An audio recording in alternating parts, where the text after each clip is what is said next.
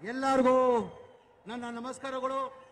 ಜೈ ಭೀಮ್, ಜೈ ಭೀಮ್, ಜೈ ಜೈ ಭೀಮ್.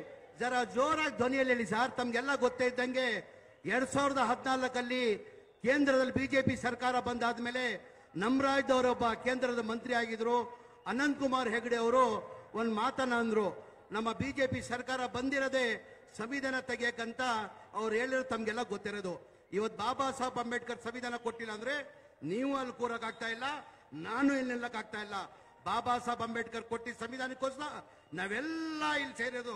ಹಾಗಾಗಿ ನಮ್ಮ ಕರ್ತವ್ಯ ಆಗ್ತಾ ತಾನೆ ಜೋರಾಗಿ ಜೈ ಭೀಮ್ ಹೇಳೋದು. ಜೈ ಭೀಮ್, ಜೈ ಭೀಮ್, ಜೈ ಜೈ ಭೀಮ್.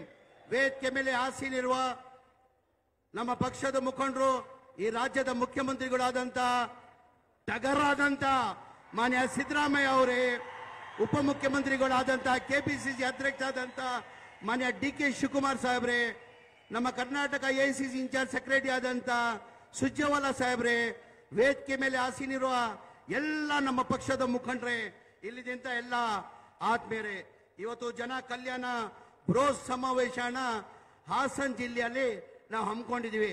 ಇಷ್ಟು ದೊಡ್ಡ ಮಟ್ಟದಲ್ಲಿ ಕನಿಷ್ಠ ನನ್ನ ಅನಿಸಿಕೆ 2.5 ಇಲ್ಲ 3 ಲಕ್ಷ ಜನ, ಅದಕ್ಕಿಂತ ಹೆಚ್ಚಾಗಿ 2 ಪಟ್ಟು ಜನ ಆಚೆ ಇದ್ದಾರಂತ ಮಾನ್ಯ ಪೊಲೀಸ್ ಇಲಾಖೆಯವರು ಹೇಳಿದಿರಾ. ತಾವೆಲ್ಲ ಇಷ್ಟು ದೊಡ್ಡ ಮಟ್ಟದಲ್ಲಿ ಬಂದಿರೋದು, ಎಲ್ಲ 6 ಜಿಲ್ಲೆ ಬಂದಿರೋದು ಇಷ್ಟು ದೊಡ್ಡ ಮಟ್ಟದಲ್ಲಿ ಎಲ್ಲ ಜನಗಳಿಗೆ ನನ್ನ ಕೈ ಜೋಡಿಸಿ ಪಾದಕ್ಕೆ ನಮಸ್ಕಾರನ ಮಾಡ್ತೀನಿ.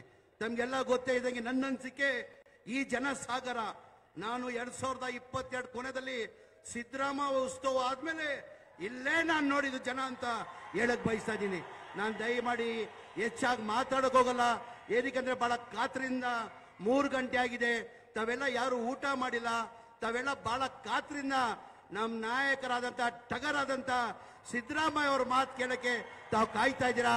ಹಾಗಾಗಿ ನಾನು ಹೆಚ್ಚಾಗಿ ಮಾತಾಡೋಕಲ್ಲ, ಇನ್ನೊಂದು ದಿನ ಹಾಸನ್ಗೆ ಬಂದು ತಮ್ಮ ಉದ್ದೇಶಿ ಮಾತಾಡ್ತೀನಿ ಅಂತ ಹೇಳ್ಬಿಟ್ಟು ನನ್ನ ಮಾತಾಡೋಕೆ ಅವಕಾಶ ಕೊಟ್ಟಿದ್ದು ನನ್ನ ಮಾತು ಮುಗಿಸ್ತೀನಿ. ಜೈ ಹಿಂದ್, ಜೈ ಕರ್ನಾಟಕ, ಜೈ ಕಾಂಗ್ರೆಸ್.